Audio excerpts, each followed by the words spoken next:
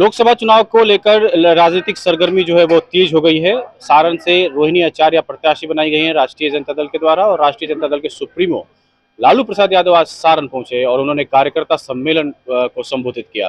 लालू प्रसाद यादव ने अपने कार्यकर्ताओं से क्या कुछ कहा है, इन सब चीजों को जानते हैं। हमारे साथ राजद के नेता सुधांशु जी हैं। सुधांशु जी, राजद के सुप्रीमो पहुंचे थे, बीमारी के बाद उनका ऑपरेशन हुआ, उसके बाद पहली बार ये कार्यकर्ताओं का सम्मेलन यहाँ था। क्या कहा उन्होंने, क्या संदेश आप लोगों को लोकसभा चुनाव को लेकर दिया है?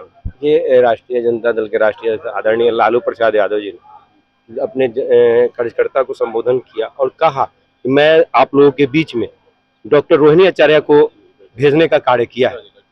तो निश्चित रूप में मैं एक शिक्षित और कर्मठ और योग्य उस बेटी को भेजने का कार्य किया है कि जो हमें जीवन दान देने का कार्य किया है। आज आपके बीच में है तो डॉक्टर रोहिणी आचार्य का देन है कि मैं आप लोगों के बीच में हूं। तो मैं आप लोगों से आग्रह और विनती कर रहा हूं कि डॉक्टर रोहिणी आचार्य को सारण की बेटी मानकर और यहां से जिताकर लोकसभा में भेजने का कार्य करें। और उन्होंने अपनी उपलब्धि सारण में गिनाने का कार्य किया। उन्होंने कहा कि मेरी कर्म भूमि सारण है। 1977 में जब मैंने राजनीति शुरू किया था तो सारण से ही राजनीति शुरू किया था। तो आज मैं उसी को दोहराने के लिए और बताने के लिए आया हूं कि डॉक्टर रोहिणी आचार्य उसी तरीके से काम करेंगे जैसे मैंने कार्य करने का काम किया था।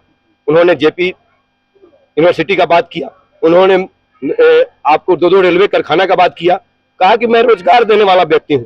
जो 17 साल बनाम 17 महीना का हमारे पुत्र और बिहार सरकार के पूर्व डिप्टी सीएम और वर्तमान नेता प्रतिपक्ष ने जो करने का कार्य किया था उसको उन्होंने बताने का कार्य किया, कार्यकर्ताओं में उत्साह भरने का कार्य किया। और निश्चित रूप में डॉक्टर रोहिणी आचार्य यहाँ से पूर्ण बहुमत से जीतेंगी, पूरे देश में नाम रोशन करने का कार्य करेंगे।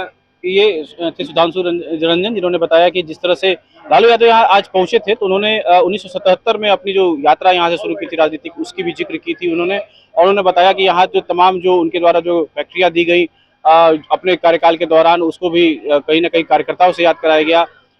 ये जो तमाम चीजें थी उनको बताते हुए उन्होंने कार्यकर्ताओं से यह आह्वान किया है कि रोहिणी आचार्य जो यहाँ से प्रत्याशी हैं राजद की, उनको जिताया जाए।